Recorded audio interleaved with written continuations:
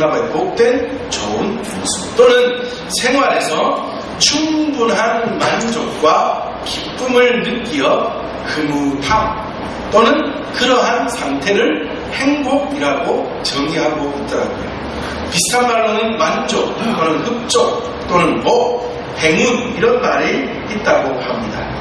세상에 많은 사람들은 복을 좋아합니다. 행복을 좋아합니다. 그래서 어디에 가면 행복이 있을까? 많은 사람들이 쫓아 살아갑니다. 여러분, 1906년도에 모리스 메테를링크라는 사람이 쓴 파랑새라는 아동극을 잘 아시죠? 우리는 거기에 나오는 주인공의 이름을 어떻게 알고 있습니까? 치르치르 미치르 이렇게 알고 있죠. 근데 이것은 이 아동극이 일본에 먼저 와서 번역이 되고 일본에서 썼던 이름이 그대로 우리나라에 오는 바람에 치르치르 미치르 이렇게 불렸다고 합니다. 근데 원작에는 틸틸과 미틸 이렇게 쓰여 있습니다. 틸틸과 미틸이 늙은 요정으로부터 부탁을 받았습니다. 행복을 상징하는 파랑새를 찾아온다. 그래서 온갖 어려움을 겪으며 파랑새를 찾는 여행을 하고 다녔는데 아무리 찾아다녀도 파랑새를 찾을 수가 없어요. 그래서 결국에는 포기하고 집으로 돌아왔는데 집에 와봤더니 자기 집에 세장에 파랑새가 있는 거예요. 아, 저기에 파랑새가 있었구나 하고는 너무나 반가운 마음에 세장의 문을 여는 순간 파랑새가 후루룩 하고 날아가 버렸다. 그러한 파랑새라는 아동극이 있습니다. 이것이 세상 사람들이 복을 쫓고 행복을 쫓는 모습을 그대로 그려주고 있는 것 같습니다. 여기에 행복이 있을까? 저기에 행복이 있을까? 어디에 가면 행복할까? 무엇을 가지면 행복할까? 세상에 많은 사람들이 쫓고 살아간다. 그런데 아무리 쫓아보아도 아무리 가져보아도 아무리 만나보아도 진짜 행복이 무엇인지 알지 못하고 살아가는 것이 이 현대의 사람들의 삶의 모습입니다. 여러분, 사람이 어떨 때 가장 행복을 느낄까라고 조사를 해봤더니요, 언제 가장 행복하다고 많은 사람들이 대답했겠습니까? 여러분들은 언제 가장 행복하십니까? 로또에 당첨됐을 때요? 많은 돈을 벌었을 때요? 아니면 좀 뭔가 이렇게 남에게 내세울 수 있는 명예를 얻었을 때, 그럴 때 행복하십니까? 사람들은 그렇다라고 생각을 하는데 실제적으로 사람들이 대답한 가장 행복한 순간이 언제입니까? 라고 물었더니 가장 많은 답이요, 사랑을 받을 때, 사랑을 할 때라고 대답을 했다고 합니다. 누군가 좋은 사람 또는 가족들 간에 사랑을 하고 사랑을 받을 때 가장 행복하다고 많은 사람들이 대답했습니다. 그래서 가수 이문세라는 사람은 그의 데뷔곡에서 이렇게 노래하지 않았습니까? 그대 사랑하는 날 행복한 사람. 이 노래 아십니까? 그대 사랑하는 날 행복한 사람. 그 다음에 조금 내려가면 그대 사랑 받는 날 행복한 사람. 그렇게 이 가사가 너무 좋아요. 이 이문세라는 가수가 작년 2013년이 가수 데뷔 30주년이 되는 날이었다고 해였다고 합니다. 그래서 기념 콘서트를 하면서 자신의 지나온 삶과 특별히 지난 30년의 가수의 삶이 바로 팬들이 나를 사랑해 주었기 때문에 이어올 수 있었다. 그래서 나의 삶은 내 데뷔곡이 나는 행복한 사람과 똑같다. 그렇게 콘서트에서 이야기를 했다. 그런데 그 이문세가요, 올해 들어와가지고 언젠가 한번 수술을 받은 적이 있는 갑상선암이 재발이 돼가지고 올해 여름쯤에 또 한번 수술을 받아야 된다고 합니다. 그런데 놀라운 건요, 사랑을 받는 그 행복에 겨워서 이번에 수술 받고 나면 내 목소리 어떻게 될지 모른다고 해서 수술을 앞둔 그 사람이 마지막이 될지 모르는 내 노래를 팬들에게 들려주기 위해서 마지막 전국 투어 콘서트를 한다고 합니다. 아니, 세상에 목에 암이 걸려있는 사람이 나를 사랑해주는 그 팬들을 위해서 마지막으로 콘서트를 하겠다고 마음 먹고 콘서트를 하며 다니고 있는 이건 참 대단한 것 아닙니까?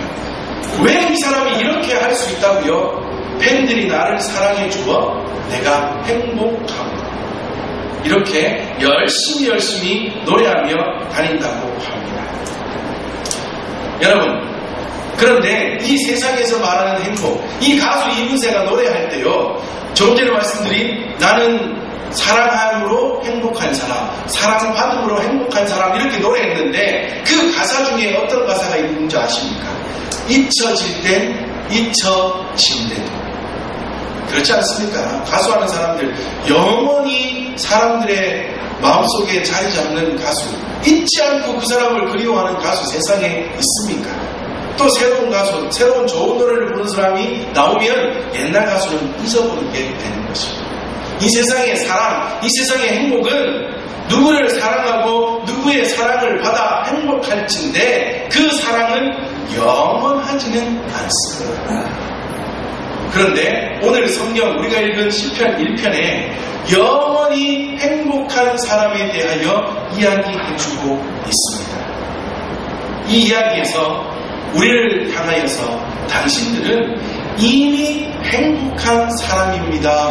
먼저 말해주고 있습니다. 오늘 보면 시편 1편 1절에 보면 복 있는 사람이라고 이 시편이 시작되고 있습니다. 복 있는 사람은, 이 말은 다른 말로 하면요, 행복하도다 무엇 하는 사람은 이라는 것입니다. 무언가 하는 사람은 행복하다. 그리고 여기서 말하는 복 있는 이라는 말은 곧다 또는 똑바로 가다 라는 말과 번영하다, 성공하다라고 하는 뜻을 가지고 있습니다. 그러므로 이 복 있는 사람이라는 말을 좀 길게 풀어서 쓴다면 이런 뜻이 됩니다. 하나님께서 제시하신 삶의 길을 똑바로 걸어가는 것 자체가 복이며 또한 그 가운데서 느끼는 기쁨이 복이며 마지막으로 그 삶을 사는 자에게 하나님이 주시는 번영과 성공이 곧 복이다. 이것을 다시 간단히 말하면 무슨 말이에요? 하나님 말씀대로 살아가며 하나님 말씀 가운데 사는 것이 기쁨이네 느끼는 것이 복이고, 그렇게 사는 사람에게 하나님이 복을 부어주시는데 이것이 복이라는 것입니다. 따라서 하나님 안에 있는 것, 이것이 복입니다. 여러분들은 지금 벌써 복 받으신 분들이죠. 하나님 안에 계신 분들 아닙니까? 우리는 우리의 힘으로 하나님의 길을 걸어갈 수 없는 존재들이었습니다. 에베소서 2장 1절 말씀에도 그는 허물과 죄로 죽었던 너희를 살리셨도다 말씀하고 있습니다. 우리를 살리시기 위하여, 죄와 허물로 죽어있던 우리들을 살리시기 위하여 하나님은 독생자 아들 예수 그리스도를 우리에게 보내주시고 그 예수 그리스도를 믿기만 하면 하나님의 자녀 구원 백성 삼아주신다고 우리에게 약속하셨습니다. 이것이 바로 가장 큰 복입니다. 여러분들 예수님 믿으십니까? 예수님으로 인하여 구원 백성 되고 하나님의 자녀가 된 것을 믿으십니까? 그러면 여러분들은 벌써 복 받은 사람입니다. 오늘 시편 1편 1절에 복 있는 사람이라는 뜻에 보면요, 여기에 쓰여지고 있는 복에 대한 단어는 쫓아가야 할 복이나 아니면 언젠가 받을 복이나 아니면 무언가를 행하여 얻을 수 있는 복을 이야기하는 것보다 이미 우리가 이 복을 받았다라는 뜻이 더 강하게 내포되어 있습니다. 우리는 예수님을 믿습니다. 하나님의 자녀됨을 믿습니다. 하나님의 구원 백성됨을 믿습니다. 그러면 우리는 벌써 복 받은 사람입니다. 이 단어의 뜻에는 그런 사람들끼리 함께 축하하십시오라는 뜻까지 내포되어 있습니다. 우리 시간 옆에 분들과 한 번 더 인사하겠습니다. 축하합니다. 여러분들 이 시간 하나님 앞에 나와 예배하는 분들이 된 것이 축하받을 일입니다. 함께 축하하는 일입니다. 우리가 그냥 나와서 앉아 있습니까? 하나님을 믿음으로, 예수 그리스도를 믿음으로 구원 백성 되어 그 하나님께 예배함이 우리의 삶의 가장 큰 이유임을 알고 이 시간 나와 예배하지 않습니까? 그러므로 이것이 바로 우리에게 있어 가장 큰 복이요, 이것이 바로 우리가 서로서로 축하할 일입니다. 여러분들은 정말 복받은 분들입니다. 여러분들 속에는 벌써 충만한 복이 날마다 흘러넘침을 믿고 감사하며 살아가는 우리 모든 하나님의 식구들 되시기를 바랍니다. 자, 그렇다면 이렇게 복받은 우리가 어떻게 살아야 할지를 계속해서 말씀은 이어서 우리에게 말씀해 주고 있습니다. 이 말씀은 두 부류의 사람으로 나누어서 서로 상반된 내용을 가지고 이야기해 주는데, 행하지 말아야 할, 따르지 말아야 할 악인의 길들과 우리가 걸어가야 할 의인의 길, 하나님이 기뻐하시는 복된 사람의 길을 나누어서 이야기해 주고 있습니다. 먼저 행복한 우리들이, 복을 받은 우리들이 걸어가지 말아야 할 길에 대해서 말씀해 주는데, 이것을 하지 않으면 복받은 사람이다 이 말입니다. 첫 번째로 악인의 꾀를 쫓지, 악인의 꾀를 따르지 말아야 합니다.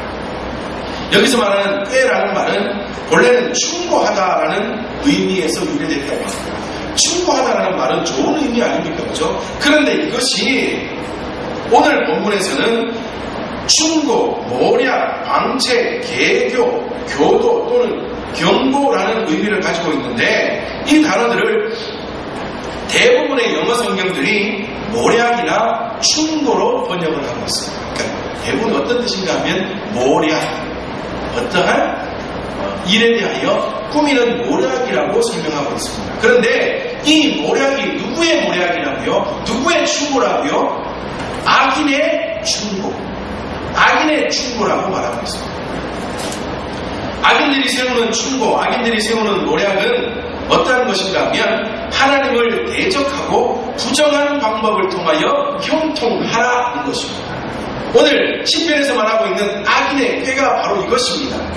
하나님이 원하시는 길 걷지 말고 하나님이 기뻐하시지 않는 방법이라 할지라도 내가 행복할 수 있다면, 내가 많이 가질 수 있다면, 아니면 보다 빠른 성공의 길이라면 옳은 길을 포기하고 그 길을 선택하라 라고 말씀하는 것이, 그렇게 말하는 것이 악인의 꾀입니다.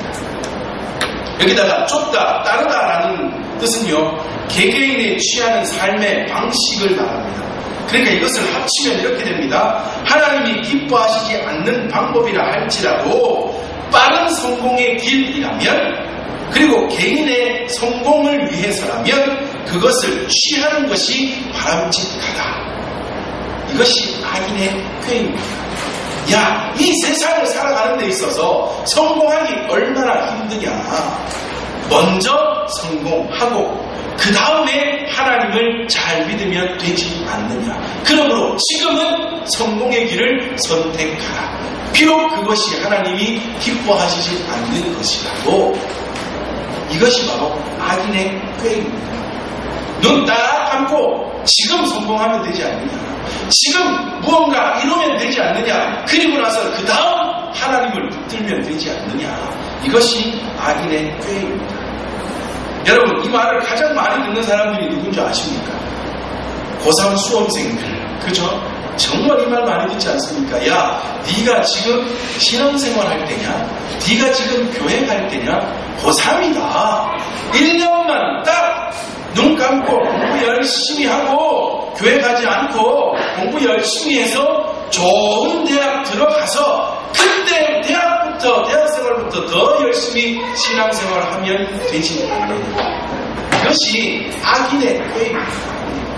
이러한 방법들을 악인은 원하고 있습니다. 마귀는 우리에게 원하고 있습니다. 직장생활에서 어쩔 수 없이 부정을 저지르더라도 월급 많이 받아서 헌금 많이 하면 되지 않느냐. 사업을 하면서 이리저리 속이고 하나님이 기뻐하시지 않는 일을 한다 할지라도 수입만 많이 생겨서 헌금 많이 하고 구제 많이 하고 그때 교회생활 열심히 하면 되지 않느냐. 마귀는 그렇게 우리를 꾀어옵니다. 그런데 하나님은 그 모든 것 인정하시지 않습니다. 오늘 등록해 주신 우리 김 집사님, 지난주에 말씀을 이렇게 나누면서 하신 말씀이 저는 일주일 내내 기억이 나더라고요. 예전에는 사업을 하셨는데 너무너무 사업이 잘 되셨답니다. 지금부터 10수년 전이시니까. 그때 사업을 하시면서 버신 돈이 한 달에 2천만 원이 넘으셨다. 그 당시로 보면 직장인들이 1년 정도 받아야 될 봉급을 집사님은 한 달에 보셨대요. 한 달에.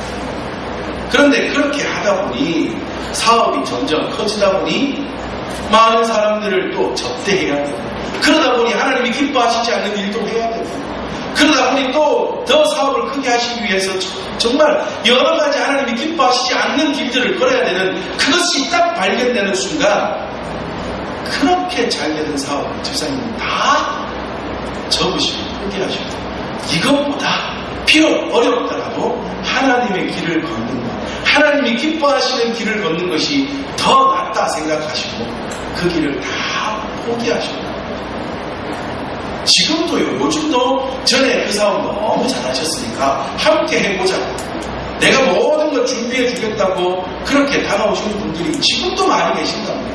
그럼에도 불구하고 또 그 일을 했다가 하나님이 기뻐하시지 않는 그것을 선택해야 될지 몰라 집사님은 그 모든 걸 포기하시고 하나님이 기뻐하시는 길을 선택하십니다. 이것이 하나님이 기뻐하시는 믿음의 길일 줄 믿습니다. 마귀는요 우리를 계속해서 꿰어옵니다. 야, 지금 잠깐만 좀 그냥 하나님도 그냥 눈 감지 않으시겠나, 봐주시지 않으시겠나 생각하고 그때를 넘겨버리면 괜찮아 하는 것이 악인의 꾀인데, 오늘 성경에서는 이 사람들은 복 있는 사람이야, 하나님이 기뻐하시지 않는 삶이다라고 우리에게 분명하게 말씀해 주시며, 너희들은 복 있는 사람인데, 이미 복 받은 사람인데 너희들은 이 길을 걷지 말아야 한다 우리에게 말씀해 주고 있습니다. 두 번째로는 죄인의 길에 서지 말라 말씀해 주고 있습니다. 그런데 오늘 악인의 꾀, 죄인의 길, 그 다음에 세 번째로는 뭐예요? 오만한 자의 자리, 이 모든 것이 같은 비슷한 말입니다. 비슷한 하나님이 기뻐하시지 않는 죄를 의미합니다. 그런데 이 모든 죄들을 가지고 사람들이 살아가다 보면, 그것에 빠져 살아가면 그곳에 빠져나가는 모습이 점점 더 달라지는 것을 설명하기 위해서 비슷하게 여겨지는 단어들을 계속해서 나열해주고 있습니다. 여하튼 두 번째는 죄인의 길에 서지 말라 말하고 있습니다. 여기서 말하는 죄인의 길, 이것은 앞에서 말한 악인의 꾀에 쓰이는 악인의보다는 조금 더 상세한 죄에 대한 모습입니다.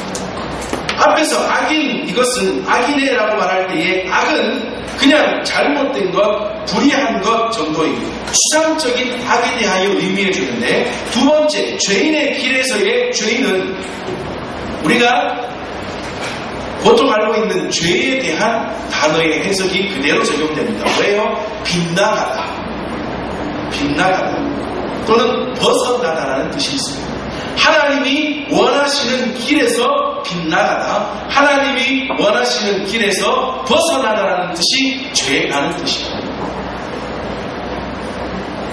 악인의 꾀에서는 이것이 아닌가 하는 추상적인 의미에서 이제는 조금 더 구체적으로 하나님이 기뻐하시지 않는 모든 길, 하나님이 기뻐하시는 정도에서 벗어나거나 빗나가버린 모든 것이 죄라고 그렇게 말씀하고 있습니다. 하나님께서 설정하시고 보여주신 삶의 목표나 방향에서 벗어나거나 빗나갔다라는 의미입니다. 또한 이 죄인의 길을 서지 않고, 그러니까 서다, 거기에 서다라는 말은 앞에서 말한 좁다라는 말보다 좀 더 강하며 고정적인 의미를 우리에게 인식시켜줍니다. 그러니까 좁다라는 말, 여러분 사람이 누군가를 쫓아간다라고 할 때는 가다가 이 길이 아니네 라고 생각되는 순간 뭐 할 수 있습니까? 돌아설 수 있습니다. 그러니까 움직이고 있는 상태이므로 쫓아가다가 이 길이 아니다라고 생각될 때 언제든지 방향을 다시 바꾸어 온전한 길로 달려갈 수 있는 여지가 좁다라는 단어에는 들어있습니다. 그런데 죄인의 길에 서다라는 의미에서는 가만히 서서 고정되어 있다는 의미입니다.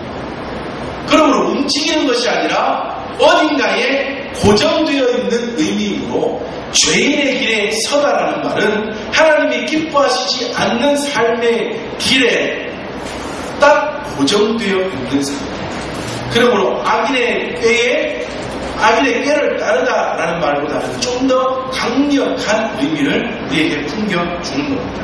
그런데 이것이 세 번째로 넘어가면 더욱더 두드러집니다. 세 번째는 오만한 자리에 앉지 아니하다. 여기서 말하는 오만한 자라는 것은 입을 삐죽거리는 모양을 설명하는 단어입니다. 근데 이것이 좀 더 명확한 의미로는 조롱하다, 비웃다라는 뜻입니다.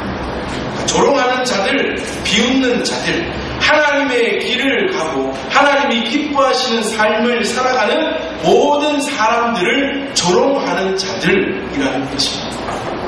자, 이것을 연결해서 봅시다. 처음에는 어떤 사람이요? 악인의 꾀를 따르는 사람. 그 다음에 두 번째는 뭐라고요? 죄인의 길에 서는 사람. 악인의 꾀에서 악은 뭐였다고요? 그냥 추상적인 그것이 잘못한 것이고 그것이 하나님이 기뻐하시지 않는 것이고 생각했던 추상적인 의미에서 두 번째로는 좀 더 명확하게 하나님이 원하시는 관역에서 하나님이 원하시는 길에서 벗어난 것, 빗나간 것. 그런데 세 번째 와서 오만한 자는 어떠한 뜻이라고요? 조롱하는 자. 이것을 쭉 연결해서 말하면 어떠한 말이 되느냐? 악인의 꾀를 따라서 성공의 길이라면 하나님의 말씀을 잠시 저버려도 되는 것처럼 여기는 삶을 살다가 결국엔 어떻게 돼요?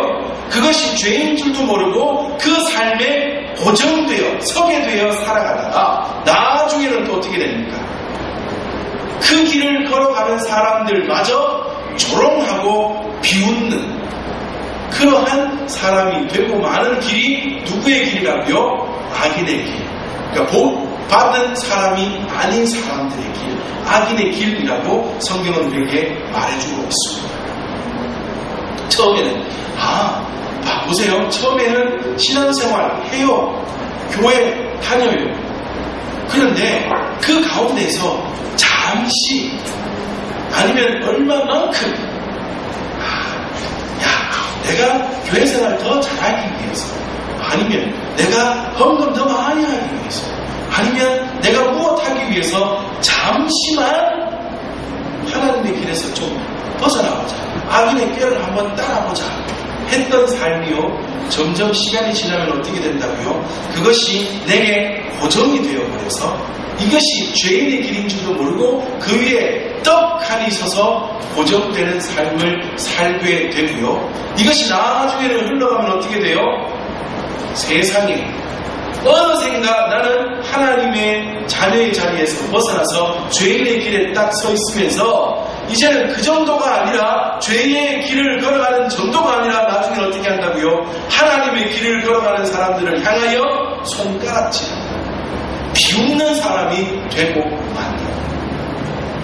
여러분, 죄를 짓는 것도 하나님이 기뻐하시지 않는 일이지만 하나님이 기뻐하시는 의의 길을 걸어가는 사람들을 향하여 손가락질하는 것, 이건 하나님이 정말 기뻐하시지 않는 일입니다. 여러분, 제가 어제 참석을 하려고 마음먹고 있다가 설교 준비하고 어디 결혼식 다녀오고 하다가 깜빡 잊어버렸는데 어제 대구에 어떤 일이 있었는지 아십니까?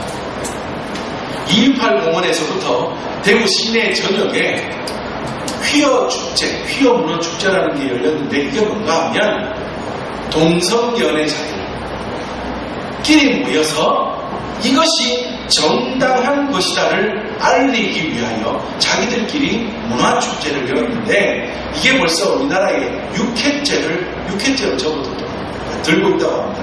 그러니까 6년째 하고 있는 일입니다. 서울에서는 난리가 났었고요.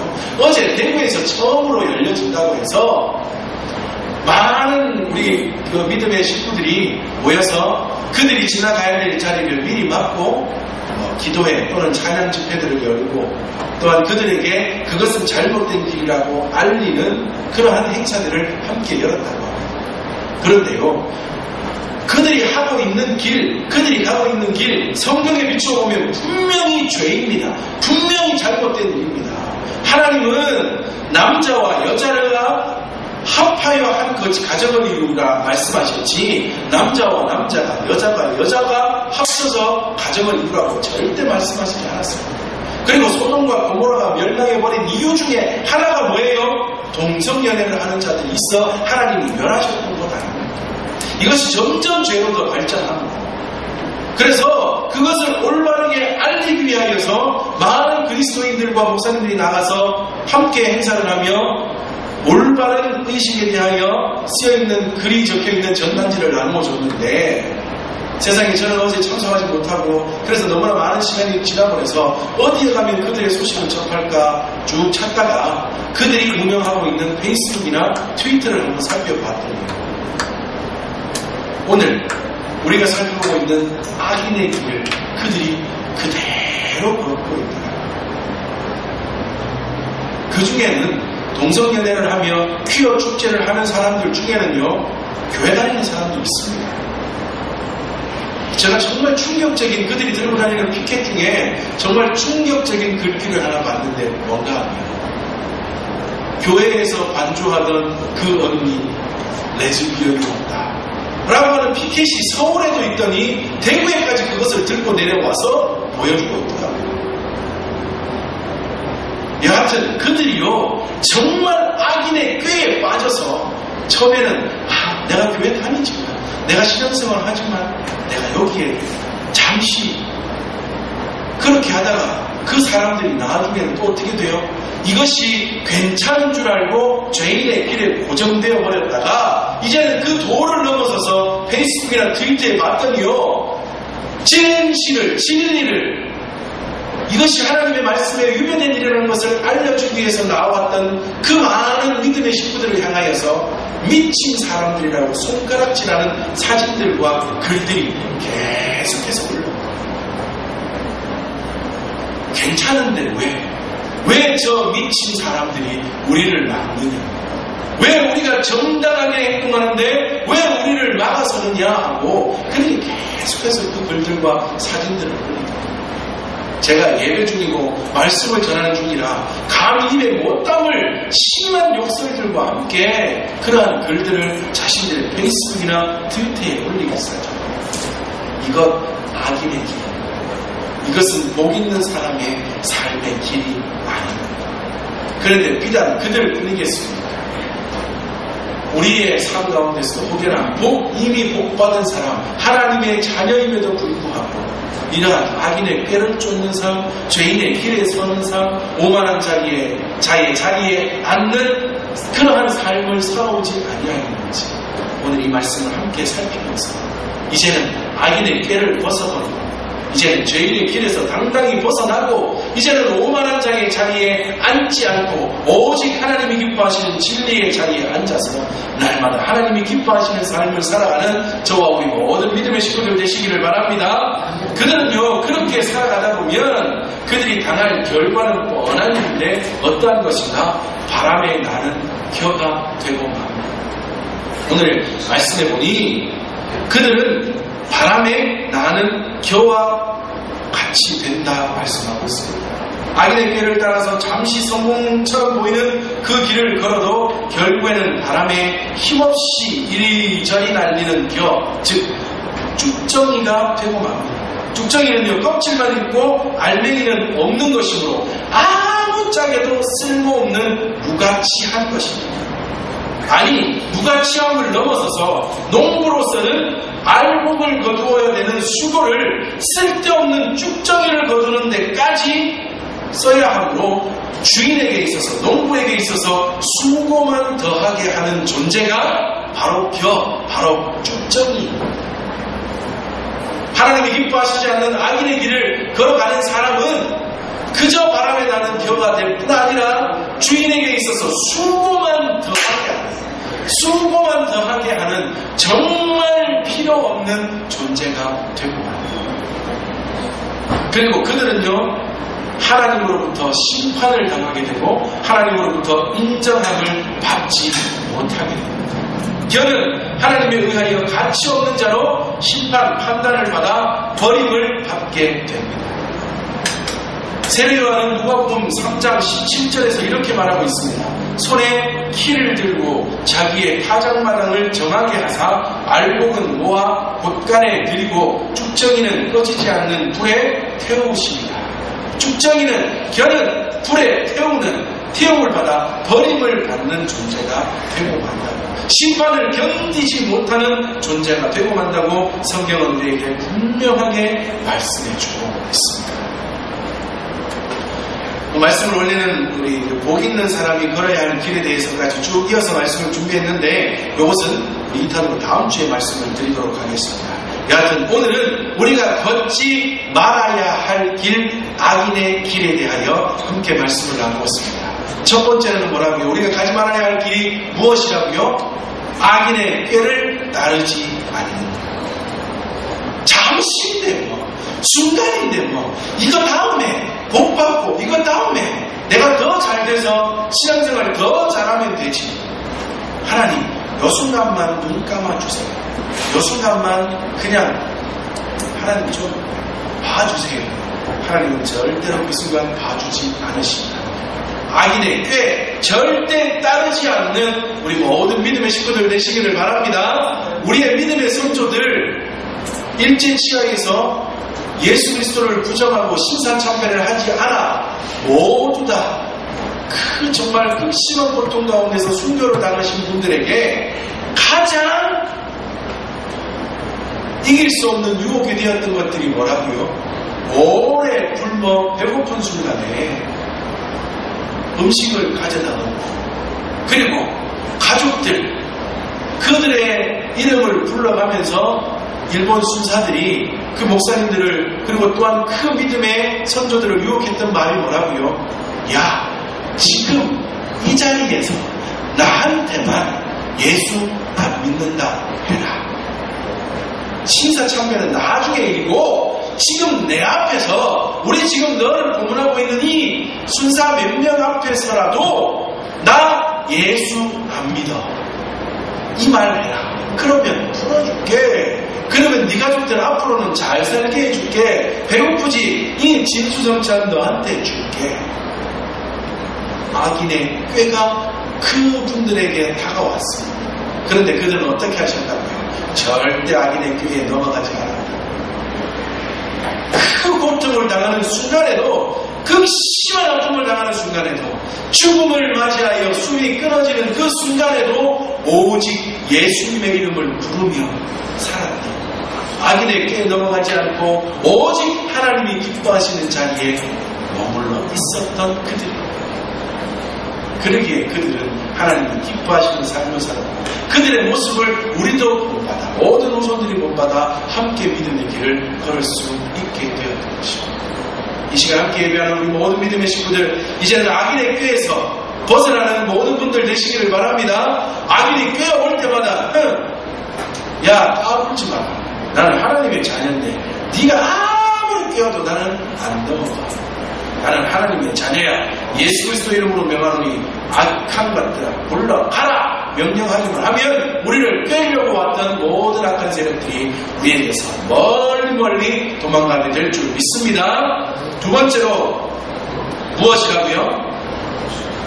죄인의 길에 서지 않는 우리 모든 믿음의 식구들 되시기를 바랍니다. 하나님이 기뻐하시지 않는, 벗어난 하나님의 뜻에서 빗나간 모든 곳에 고정되는 그러한 어리석은 삶을 살아가지 않는 우리 모든 믿음의 식구들 되시기를 바랍니다. 이것이 계속 이어지다 보면 세 번째는 어떠한 자리까지 나가게 된다고요? 하나님의 길을 걸어가는 사람들을 향하여 조롱하고 비웃는 자리에까지 나아가게 된다. 이 시작이 어디에서부터요? 악인의 꾀에서부터 시작되어 이렇게 엉터리 같은 결말까지 가게 되므로 우리 이 시간 함께 예배하는 우리 모든 믿음의 식구들은 이미 복 받은 사람입니다.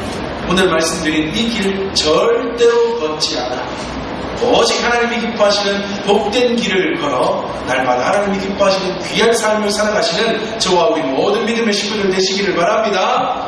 다시 한번 우리 옆에 분들과 인사 나누겠습니다. 당신은 복받은 사람입니다. 자, 마지막으로 인사하겠습니다. 행복의 길을 걸읍시다. 날마다 악인의 길이 아닌 행복의 길을 걸어 하나님이 기뻐하시는 온전한 모습으로 날마다 이 삶을 살아가시는 저와 우리 모든 믿음의 식구들 되시기를 다시 한번 주님의 이름으로 축복합니다. 아멘. 이 시간 함께 잠시 기도하겠습니다. 하나님, 우리가 행복한 사람입니다. 우리는 이미 복받은 사람입니다. 이 시간 고백하며 말씀 가운데 나아갔는데 하나님, 그러나 행복한 사람, 복 있는 사람이 가지 말아야 할 길들을 살폈는데 하나님, 혹여나 우리가 이제까지 그러한 길을 걸어오지 아니하였는지 하나님 살피게 하시고 이제는 악인의 편을 따르지 아니하고 죄인의 길에 서지 아니하고 오만한 자들의 자리에 앉지 아니하는 오직 복된 길을 걷고 오직 하나님이 인정하시는 참된 삶을 살아가는 그런 저와 우리 모든 믿음의 식구들에게 하나님 우리 가운데 은혜 베풀어 주시옵소서. 우리 시간 나같이 함께 잠시 기도하며 하나님 앞에 나아가겠습니다. 함께 기도하겠습니다.